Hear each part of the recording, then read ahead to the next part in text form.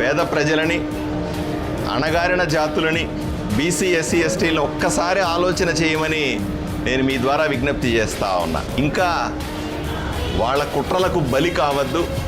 వాడు మిమ్మల్ని రెచ్చగొడితే, వీడి మిమ్మల్ని రెచ్చగొడితే ఒక్క నిమిషం మీ కుటుంబం గురించి ఆలోచన చేయండి, మీ భవిష్యత్తు గురించి ఆలోచన చేయండి. ఒక బీసీ ఎమ్మెల్యేగా చెప్తా ఉన్నా,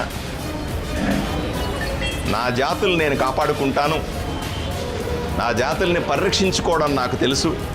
చిన్న కొళాయిలు కావడం వదిలేయండి, ఎటువంటి అభివృద్ధి అయినా చేసి పెట్టే బాధ్యత నాది. చిన్న కొళాయిల గురించి ఒకరినొకరు చంపుకోవాలని ప్రయత్నం చేయడమో, ఎవడో రాత్రి మందు పోసి రెచ్చగొడితే పొద్దున్నేసి వాడి మీద కత్తి తీసుకొని పోవడమో, మా ఆయన చెప్పా ఈయన చెప్పా, వాళ్ళిద్దరూ ఏమైనా కొట్టుకుంటున్నారా? వాళ్ళిద్దరూ సాయంకాలం అయితే ఫోన్లు చేసి మాట్లాడుకుంటున్నారా? మూర్ఖులారా అన్నది మీరు, మీ కుటుంబాలు.